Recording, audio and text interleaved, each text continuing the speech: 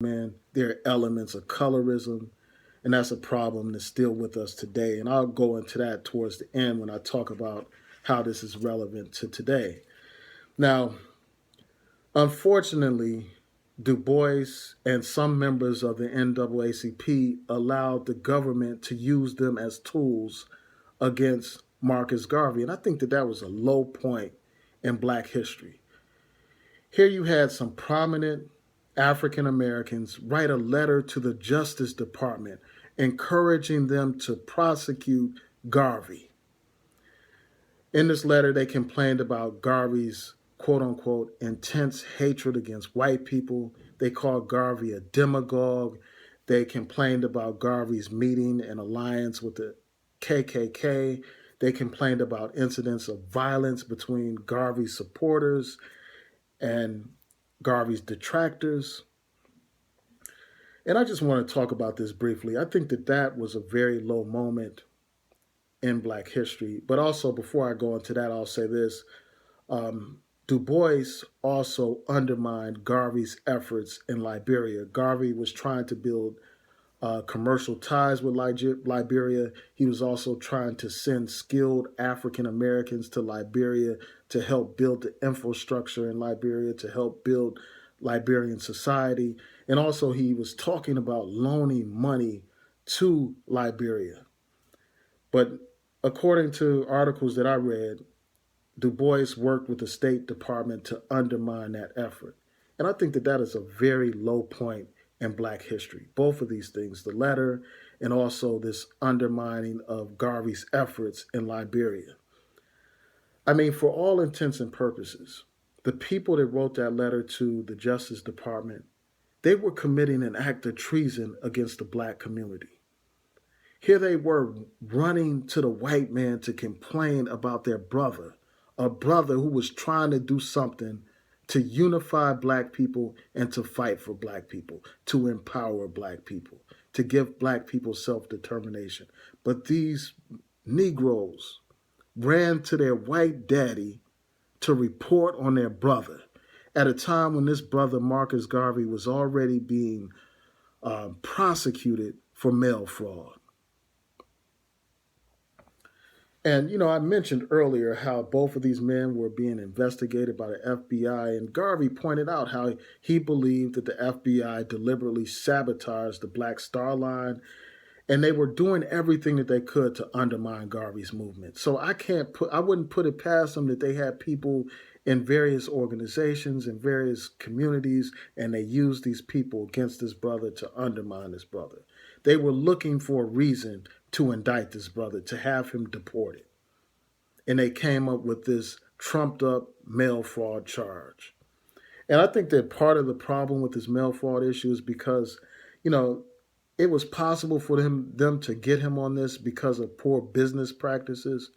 And that's a lesson that we can learn. You know, I think that we need to do better in the area of business. And, you know, I'll talk about that a little bit later. But I really think that that was a very low moment in Black history, that you would have these Black people undermining their brother, working with the damn enemy to do so, working with the government that was undermining the Black liberation movement, the same government that was also investigating and infiltrating the NAACP and monitoring Du Bois. So I think that that was a low moment.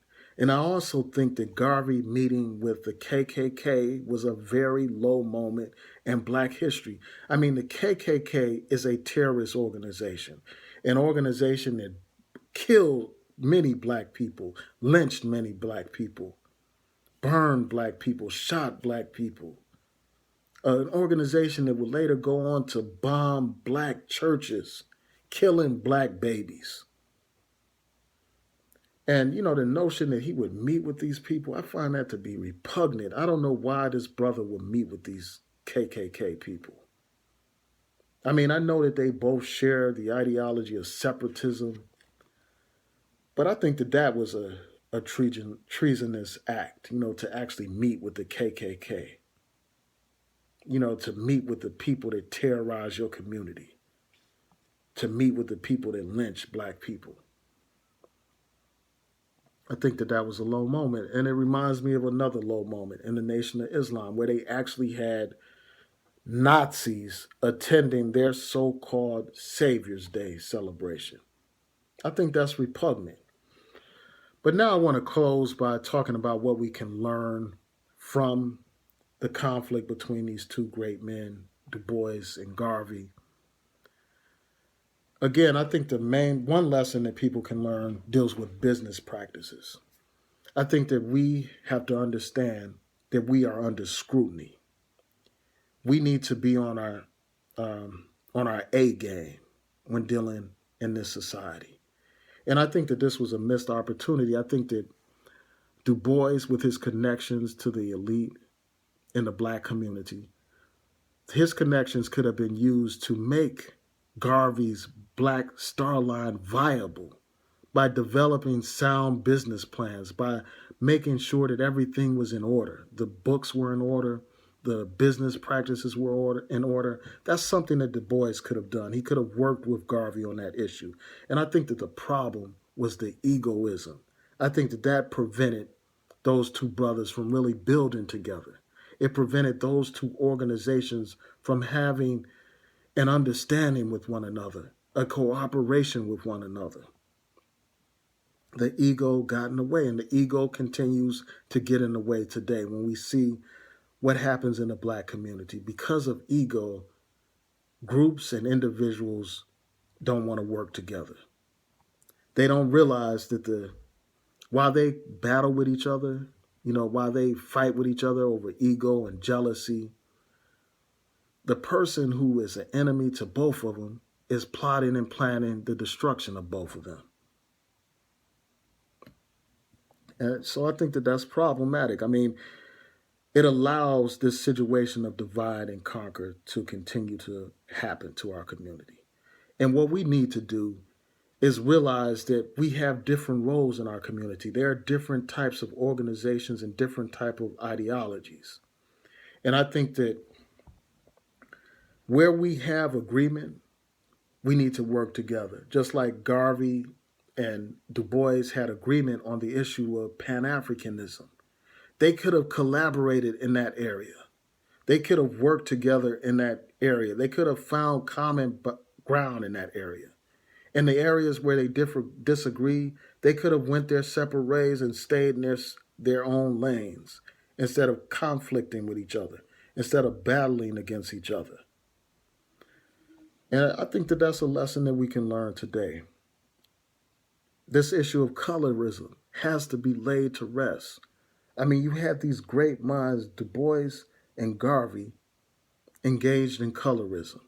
And that problem still plagues us today.